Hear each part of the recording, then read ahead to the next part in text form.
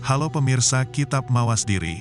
Dalam video kali ini, saya akan membawakan sebuah pembahasan yang berjudul Gajah Mada. Semoga pembahasan ini dapat menjadi pengetahuan untuk kita semua. Tanpa berlama-lama lagi, langsung saja kita ke pembahasannya. Gajah Mada ialah Mahapati Majapahit yang mengantarkan Majapahit ke puncak kejayaannya. Gajah Mada diperkirakan lahir pada tahun 1300 di lereng Pegunungan Kawi, Arjuna, daerah yang kini dikenal sebagai Kota Malang, Jawa Timur. Sejak kecil, Gajah Mada sudah menunjukkan kepribadian yang baik, kuat dan tangkas. Kecerdasannya telah menarik hati seorang Pati Majapahit yang kemudian mengangkatnya menjadi anak didiknya.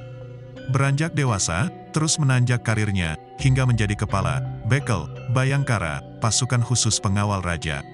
Karena berhasil menyelamatkan Prabu Jayanagara tahun 1309 sampai tahun 1328 dan mengatasi pemberontakan Rakuti, ia diangkat sebagai Patih Kahuripan pada 1319. 2 tahun kemudian ia diangkat sebagai Patih Kediri, memadamkan pemberontakan Rakuti. Gajah Mada adalah seorang Mahapati Kerajaan Majapahit yang didaulat oleh para ahli sejarah Indonesia sebagai seorang pemimpin yang telah berhasil menyatukan Nusantara. Sumber-sumber sejarah yang menjadi bukti akan hal ini banyak ditemukan di berbagai tempat.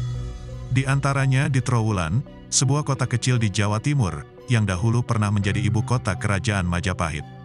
Kemudian di Pulau Sumbawa, di mana sebuah salinan kitab negara Kertagama ditemukan. Prasasti dan candi adalah peninggalan-peninggalan masa lalu yang menjadi bukti lain pernah jayanya Kerajaan Majapahit di bawah pimpinan Mahapati Gajah Mada. Peristiwa pemberontakan yang paling berdarah pada masa pemerintahan Sri Jayanegara, Raja Majapahit yang kedua. Pemberontakan yang dilakukan oleh Dharmaputra Winesuka di bawah pimpinan Rakuti. Rekan Gajah Mada dalam keprajuritan, sampai mampu melengsarkan Sang Prabu Jayanegara dari singgasananya untuk sementara dan mengungsi ke Pegunungan Kapur Utara, sebuah daerah yang diberi nama Bedander. Rakuti, Ratanca, Rabanyak, Rawedeng, dan Rayuyu. Pada mulanya adalah prajurit-prajurit yang dianggap berjasa kepada negara. Oleh karenanya, Sang Prabu Jayanegara memberikan gelar kehormatan berupa Dharmaputra Winesuka kepada kelima prajurit tersebut. Entah oleh sebab apa, mereka, dipimpin oleh Rakuti melakukan makar, mengajak pimpinan pasukan Jala Rananggana untuk melakukan pemberontakan terhadap istana. Pada waktu itu, Majapahit memiliki 3 kesatuan pasukan setingkat, divisi yang dinamakan Jala Yuda, Jalapati, dan Jala Rananggana.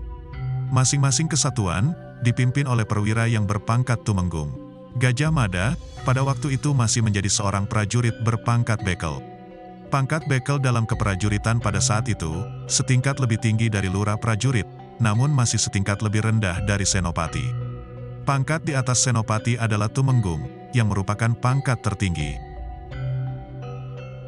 Gajah Mada membawahi 1 kesatuan pasukan setingkat kompi yang bertugas menjaga keamanan istana.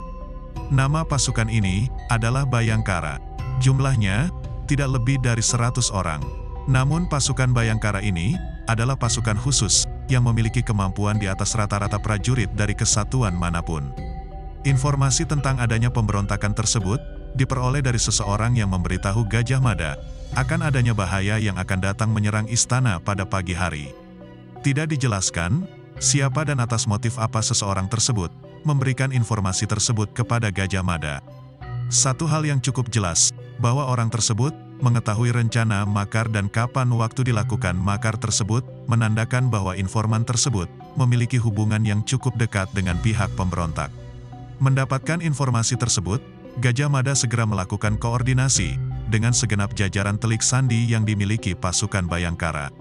Tidak ketinggalan terhadap telik sandi pasukan Kepatihan. Saat itu, Mahapati masih dijabat oleh Arya Tadah yang memiliki hubungan yang cukup dekat dengan Gajah Mada.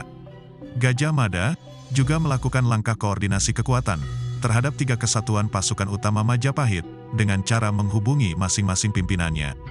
Tidak mudah bagi seorang Bekel untuk bisa melakukan hal ini, karena ia harus bisa menemui para tumenggung yang berpangkat 2 tingkat di atasnya.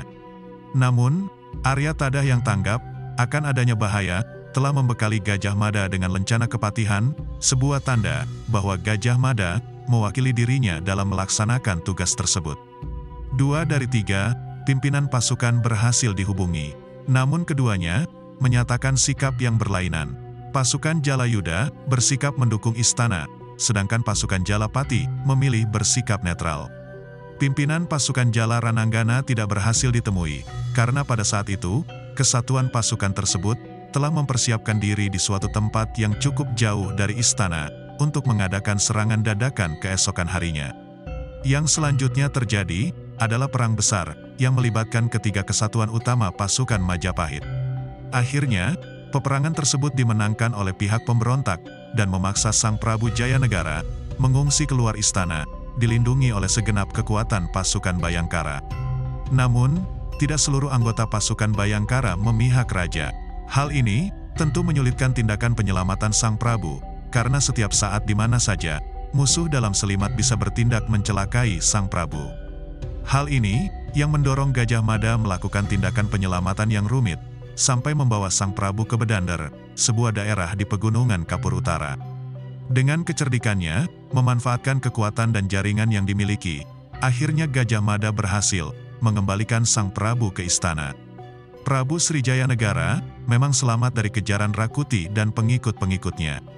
Namun, 9 tahun kemudian, salah seorang Dharmaputra Winesuka, yang telah diampuni dari kesalahan, akibat terlibat dalam pemberontakan tersebut, melakukan tindakan yang sama sekali tidak terduga, meracun Sang Prabu, sampai mengakibatkan wafatnya beliau. Memadamkan pemberontakan Sadeng. Pada tahun 1329, Pati Majapahit yakni Aryo Tadah, Empu Krewes, ingin mengundurkan diri dari jabatannya. Ia menunjuk Pati Gajah Mada dari Kediri sebagai penggantinya. Pati Gajah Mada sendiri tak langsung menyetujui. Ia ingin membuat jasa dahulu pada Majapahit dengan menaklukkan Keta dan Sadeng yang saat itu sedang melakukan pemberontakan terhadap Majapahit. Keta dan Sadeng pun akhirnya takluk. Pati Gajah Mada kemudian diangkat secara resmi oleh Ratu Tribuwana Tunggadewi sebagai Rakrian Pati Majapahit pada tahun 1334. Pada acara pelatikannya sebagai Pati Majapahit, Gajah Mada mengucapkan janji baktinya sambil mengacungkan kerisnya yang bernama Surya Panuluh, yang sebelumnya adalah milik dia Kertarajasa Jayawardana, raja pendiri kerajaan Majapahit yang dikenal dengan Sumpah Palapa. Sumpah Palapa adalah pengumuman resmi tentang program politik pemerintahan yang akan dijalankan oleh Patih Gajah Mada. Di bawah kepemimpinan Ratu Tribuwana Wijaya Tunggadewi, Sumpah Palapa ini ditemukan pada teks Jawa Pertengahan Pararaton, yaitu ia baru akan menikmati palapa atau rempah-rempah yang diartikan kenikmatan duniawi jika telah berhasil menaklukkan Nusantara, yang berbunyi, Sira Gajah Mada Patih, Amangku Bumi Tan Ayun Amuktia Palapa, Sira Gajah Mada, lamun huus kala Nusantara isun amukti palapa, lamun kala ring Gurun, ring Seran, Tanjung Pura, ring Haru, ring Pahang, Dompo, ring Bali, Sunda, Palembang, Tumasik, samana isun amukti palapa. Terjemahannya, beliau Gajah Mada Pati Amangkubumi tidak ingin melepaskan puasa. Beliau Gajah Mada, jika telah mengalahkan Nusantara, saya baru akan melepaskan puasa. Jika mengalahkan Gurun, Seram, Tanjung Pura, Haru, Pahang, Dompo, Bali, Sunda, Palembang, Tumasik, demikianlah saya baru akan melepaskan puasa. Dari isi naskah ini, dapat diketahui bahwa pada masa diangkatnya Gajah Mada, sebagian wilayah Nusantara yang disebutkan pada sumpahnya belum dikuasai Majapahit. Arti nama-nama tempat, Gurun sama dengan Nusa Penida, Seran sama dengan Seram, Tanjung Pura sama dengan Kerajaan Tanjung Pura, Ketapang, Kalimantan Barat. Haru sama dengan Sumatera Utara, ada kemungkinan merujuk kepada Karo. Pahang sama dengan Pahang di Semenanjung Melayu. Dompo sama dengan Kabupaten Dompu. Bali sama dengan Bali, Sunda sama dengan Kerajaan Sunda. Palembang sama dengan Palembang atau Sriwijaya, Tumasik sama dengan Singapura. Sumpah Palapa tersebut sangat menggemparkan para undangan yang hadir dalam pelantikan Gajah Mada sebagai Patih Amangkubumi. Rakembar mengejek Gajah Mada sambil mencaci maki, undangan yang lain turut serta mengejek, Jabung Tarewes dan Lembu Peteng tertawa terpingkal-pingkal. Gajah Mada yang merasa terhina, akhirnya turun dari paseban menghadap kaki sang ratu dan berkata bahwa hatinya sangat sedih dengan penghinaan tersebut.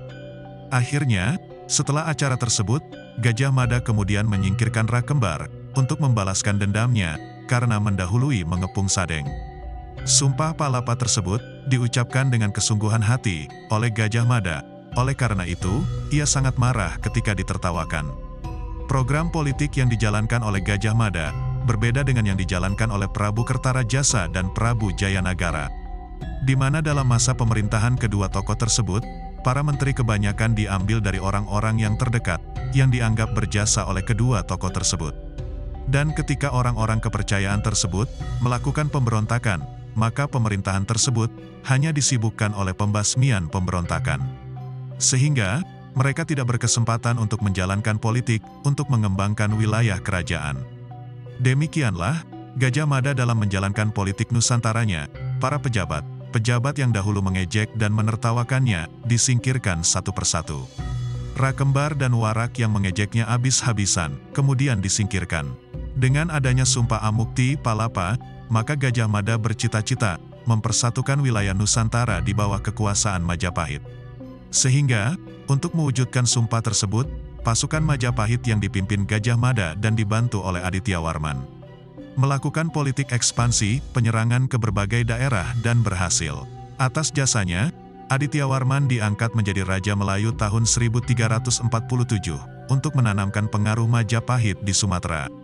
Walaupun ada sejumlah orang yang meragukan sumpahnya, Pati Gajah Mada berhasil menaklukkan Nusantara. Daerah-daerah yang dikuasai Majapahit di bawah Pati Gajah Mada antara lain Bedahulu, Bali, dan Lombok 1343, Palembang, Suwarnabumi, Driwijaya, Tamiang, Samudra Pasai, dan negeri-negeri lain di Swarnatwipa, Sumatera telah ditaklukkan.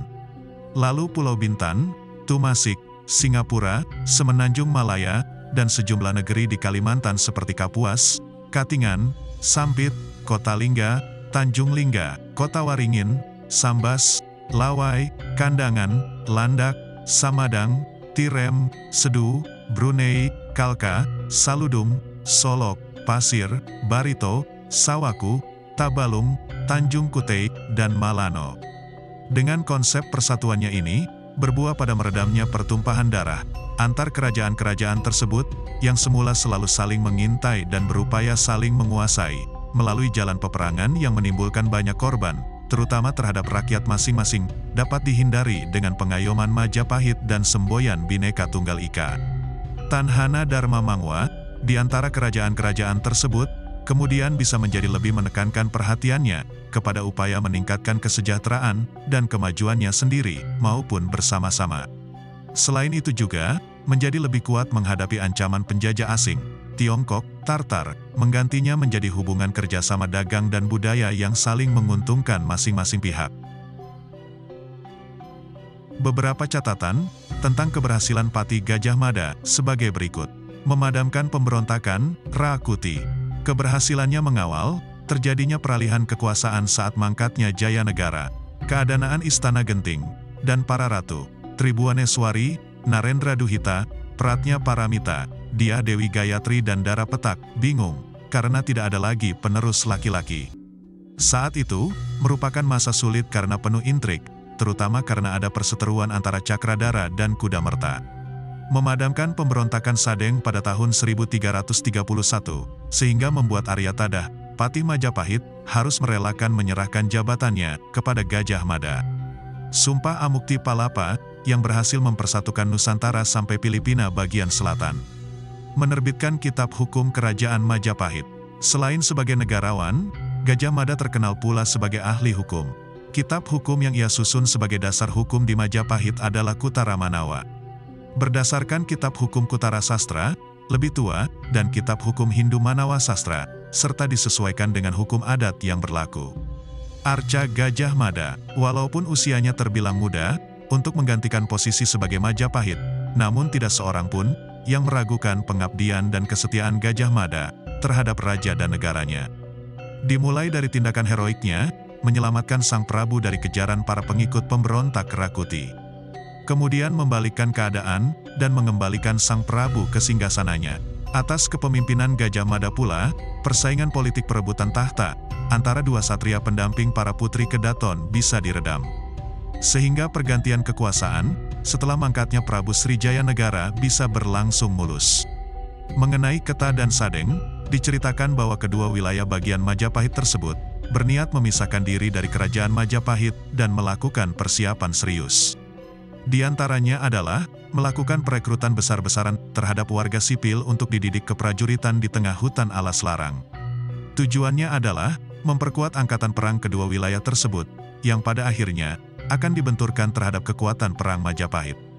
Gajah Mada berpendapat bahwa sebisa mungkin perang dengan Keta Sadeng diselesaikan secara psikologis dengan mengadakan provokasi dan adu domba antar kekuatan internal Keta Sadeng. Bahkan, kalau perlu melakukan penculikan terhadap para pemimpin yang menggerakkan perang tersebut. Tujuan akhirnya adalah menyelesaikan konflik Keta Sadeng dengan biaya kecil-kecilnya. Dilihat dari kekuatan gelar pasukan, kekuatan Keta Sadeng bukanlah apa-apa dibanding dengan kekuatan pasukan Majapahit. Namun, di balik kekuatan fisik pasukan segelar sepapan yang belum sebanding dengan pasukan Gajah Mada, Keta Sadeng dilindungi oleh kesatria mumpuni yang sakti mandraguna. Kesatria ini adalah mantan pelindung Raden Wijaya, Raja Majapahit yang pertama. Nama ksatria tersebut adalah Wirota Wiragati, terkenal dengan kesaktiannya, memiliki ajian sirep, ajian panglimunan, dan kekuatan untuk mendatangkan kabut, yang bisa menyulitkan daya penglihatan pasukan manapun. Namun, dengan kecerdikan Gajah Mada, yang disalurkan ke setiap elemen, pasukan Bayangkara yang disusupkan, sebagai telik sandi ke wilayah Keta dan Sadeng, akhirnya tujuan Gajah Mada untuk mengakhiri perang Keta Sadeng dengan biaya minimal akhirnya tercapai. Setelah menuntaskan tugas pemadaman pemberontakan Keta Sadeng, akhirnya Gajah Mada siap untuk didaulat menjadi Mahapati, menggantikan Arya Tadah. Dalam sidang penunjukannya sebagai Mahapati itulah, Gajah Mada mengucapkan sumpahnya yang terkenal, Hamukti Palapa. Pada saat itu, Majapahit juga menjalin hubungan dengan kerajaan Swarnabumi di Pulau Sumatera. Kedatangan Raja Swarnabumi, Adityawarman, ke Majapahit, digambarkan menggunakan kapal perang berukuran besar, yang belum ada tandingannya, dari Kesatuan Pasukan Laut Majapahit. Adityawarman sendiri, adalah saudara sepupu mendiang Prabu Srijaya Negara, sekaligus sahabat yang cukup dekat dengan Gajah Mada. Penggambaran besarnya ukuran kapal perang dari Swarnabumi, agaknya dimaksudkan sebagai cikal bakal adopsi teknologi, yang menjadikan besarnya armada laut Majapahit kelak, ketika penyatuan Nusantara dimulai. Perang Bubat. Perang Bubat ini mengambil asumsi perang itu terjadi. Perang yang merupakan lembaran hitam dari sejarah kebesaran Majapahit. Perang yang merupakan lembaran hitam juga bagi karir politik Mahapati Gajah Mada. Perang yang akhirnya memaksa Gajah Mada turun dari kedudukannya sebagai Mahapati Majapahit. Sumber adanya Perang Bubat diperoleh dari buku Pararaton, sebuah karya sastra yang berisi cerita peristiwa-peristiwa yang terjadi pada masa kerajaan Singasari dan Majapahit. Buku lain, yang juga banyak menceritakan peristiwa sejarah pada masa yang sama, yaitu buku Negara Kertagama, tidak sekalipun menyebutkan adanya peristiwa Perang Bubat ini, 20 tahun, sejak Gajah Mada mengikrarkan sumpah palapanya yang terkenal. Majapahit telah menjelma menjadi kerajaan besar yang menguasai Nusantara dan perairannya. Dengan armada lautnya yang sangat besar, yang dipimpin oleh Laksamana Nala, Gajah Mada telah berhasil mewujudkan cita-citanya mengajak kerajaan-kerajaan di Nusantara bersatu di bawah kekuasaan Majapahit. Gajah Mada mengajak kerajaan-kerajaan di seluruh Nusantara bersatu. Salah satunya adalah untuk menggalang kekuatan melawan pasukan dari kerajaan Tartar yang hendak memperlebar wilayah kekuasaannya sampai ke arah selatan. Wilayah Nusantara, yang sebagian besar terdiri atas perairan, mendorong Majapahit memperkuat armada lautnya. Armada laut inilah yang setiap hari berpatroli di dalam wilayah Laut Nusantara, melindungi kapal-kapal dagang yang melintas, sekaligus membentengi wilayah Nusantara dari kemungkinan serbuan bangsa Tartar. Dari mulai Tumasek, Singapura, Tanjung Pura, Bali, Dompo, hingga Seram, seluruh penguasanya menyatakan tunduk di bawah kekuasaan Majapahit. Tetapi, dikala semua kerajaan yang letaknya relatif jauh sudah menyatakan tunduk, ada dua kerajaan yang sangat dekat, bahkan seperti di halaman rumah sendiri, belum menyatakan tunduk. Dua kerajaan tersebut adalah Sunda Galuh yang berpusat di Galuh, sekarang berada di sekitar Ciamis dan Sunda Pakuan yang terletak lebih ke arah barat. Sebagai sebuah kerajaan yang sudah sangat kuat pada saat itu, maka Majapahit dapat saja menundukkan kerajaan Sunda, Pakuan Pajajaran, namun Sang Mapatih lebih memilih menghindari kekerasan dan pertumpahan darah. Kerajaan Sunda Galuh saat itu dipimpin oleh seorang raja yang bernama Prabu Linggabuana. Di sebelah timur, wilayah Sunda Galuh berbatasan langsung dengan wilayah Majapahit di sepanjang Sungai Pamali. Sedangkan di sebelah barat, wilayah Sunda Galuh berbatasan langsung dengan wilayah Sunda Pakuan di sepanjang Sungai Citarum. Pandangan Gajah Mada untuk sesegera mungkin menyatukan kedua kerajaan Sunda tersebut ke dalam wilayah kekuasaan Majapahit bertentangan dengan pandangan kalangan istana. Baik Ibu Suri Tribuana Tunggadewi maupun Dyah Wiyah berpendapat bahwa kerajaan Sunda adalah kerabat sendiri, karena apabila dilihat dari silsilah keluarganya, salah satu leluhurnya berasal dari bangsawan Sunda. Sementara sikap Prabu Hayam Wuruk sendiri terlihat lebih mendukung kedua ibu suri tersebut daripada Gajah Mada. Seiring dengan perjalanan waktu, Sang Dyah Hayam Wuruk Sri Raja Sanagara, Raden Tetep, telah beranjak dewasa. Pada suatu waktu, tibalah saatnya bagi Prabu Hayam Wuruk untuk mencari seorang permaisuri yang akan mendampingi dirinya. Maka dikirimlah beberapa juru gambar untuk melukis putri-putri yang cantik dari kalangan kerajaan bawahan maupun kerajaan tetangga untuk kemudian diperlihatkan kepada Sang Prabu. Dengan harapan, apabila ada salah satu gambar yang berkenan di hati Sang Prabu, maka tibalah saatnya bagi Sang Prabu untuk menjatuhkan pilihannya kepada putri yang beruntung tersebut. Sudah sekian banyak juru gambar yang kembali membawa lukisannya, namun Sang Prabu Hayam Wuruk masih belum berkenan menjatuhkan pilihannya. Sampai tibalah saatnya, dikirim juru gambar ke kerajaan Sunda Galuh untuk menggambar putri Dyah Pitaloka Citra Resmi, yang kabar kecantikannya sudah terkenal kemana-mana. Sementara itu, Gajah Mada melihat adanya kesempatan untuk membawa kepentingannya sendiri ke dalam utusan juru gambar Majapahit ke Sunda Galuh. Kemudian Gajah Mada menyusupkan beberapa orang bawahannya untuk pergi bersama-sama ke kerajaan Sunda Galuh, menyampaikan maksud Gajah Mada agar kerajaan Sunda Galuh segera menyatakan tunduk di bawah kekuasaan Majapahit. Sekembalinya utusan tersebut, Prabu Hayam Wuruk ternyata berkenan dengan kecantikan putri Dyah Pitaloka dan berniat menjadikannya sebagai permaisuri.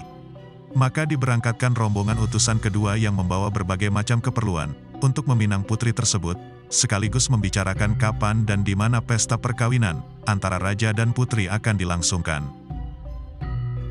Akhirnya, disepakati bersama bahwa Raja Linggabuana, permaisuri, dan beberapa bangsawan istana akan berangkat ke Majapahit untuk mengantarkan putri Dyah Pitaloka, sekaligus melangsungkan acara pesta perkawinan di ibu kota Majapahit.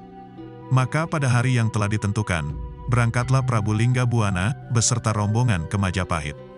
Tidak terlalu banyak pasukan yang mengiringi mereka, mengingat maksud dan tujuan Sang Prabu ke Majapahit adalah untuk menikahkan putrinya, Dyah Pitaloka. Perjalanan jauh mereka tempuh dari Galuh, Ciamis, menuju ke ibu kota Majapahit, Trowulan. Sesampainya rombongan tersebut di lapangan Bubat, tanpa terduga rombongan tersebut dicegat oleh utusan Gajah Mada yang menyampaikan maksud Gajah Mada agar putri Dyah Pitaloka diserahkan ke kerajaan Majapahit sebagai persembahan, tanda bahwa Sunda Galuh tunduk di bawah kekuasaan Majapahit. Namun rombongan Sunda bersikeras agar Raja Majapahit harus turun sendiri, menjemput pengantin dan rombongannya di daerah tersebut.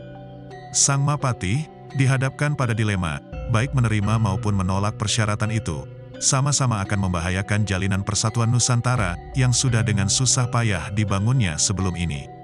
Sebuah persatuan yang pada masa itu dapat dipertahankan di atas wibawa sang penguasa kerajaan Majapahit.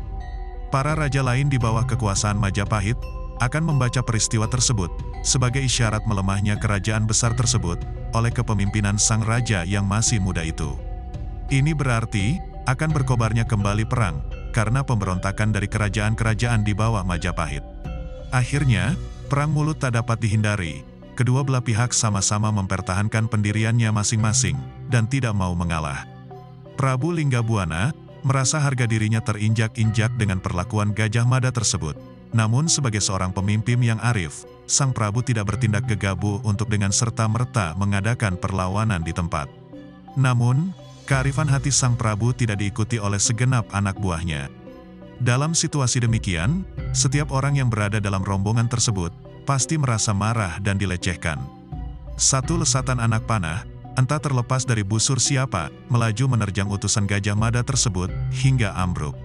Suasana pun menjadi tidak terkendali. Perang pun tidak terelakkan lagi, terjadi di lapangan Bubat.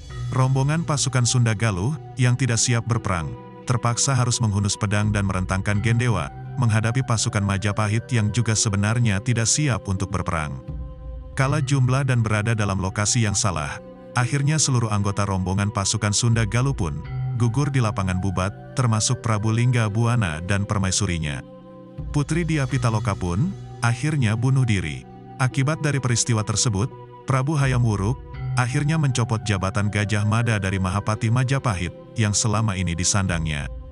Gajah Mada memiliki kekuasaan yang sangat besar, bahkan melebihi kekuasaan Sang Prabu sendiri. Boleh dikata, jalannya roda pemerintahan berada di bawah kendali Gajah Mada. Sedangkan Sang Prabu hanya duduk manis di atas dampar dan menerima laporan dan hasilnya saja. Langkah pencopotan Gajah Mada tentunya bisa menimbulkan gejolak politik yang sangat besar, yang bahkan bisa menimbulkan adanya perang. Perang saudara antara prajurit Majapahit yang mendukung dan menentang Gajah Mada hampir terjadi. Setelah peristiwa Bubat, penentang Gajah Mada berasal dari orang-orang yang maraham akibat kehendak rajanya untuk segera memiliki permaisuri gagal, bahkan calon permaisuri, Putri Sunda Galuh dan keluarganya. Akhirnya dibantai beserta seluruh pengiringnya di lapangan Bubat. Sedangkan pendukung Gajah Mada, kebanyakan berasal dari pasukan dan orang-orang yang selama ini dengan setia berada di belakangnya. Gajah Mada sendiri memandang peristiwa Bubat bukanlah kesalahan dirinya, dan bukan pula kesalahan Majapahit. Gajah Mada mengungkapkan bahwa selama ini sikap dan pandangan Majapahit terhadap kerajaan-kerajaan lain yang tersebar di seluruh penjuru Nusantara sudah jelas. Majapahit menempatkan diri sebagai pemimpin dan pengayom wilayah Nusantara, dan kerajaan lain harus satu kata dengan Majapahit. Dengan kata lain, kerajaan-kerajaan lain harus tunduk kepada Majapahit. Sampai di sini dulu pembahasan kita kali ini, dan nantikan pembahasan-pembahasan lainnya, tetap di channel Kitab Mawas Diri.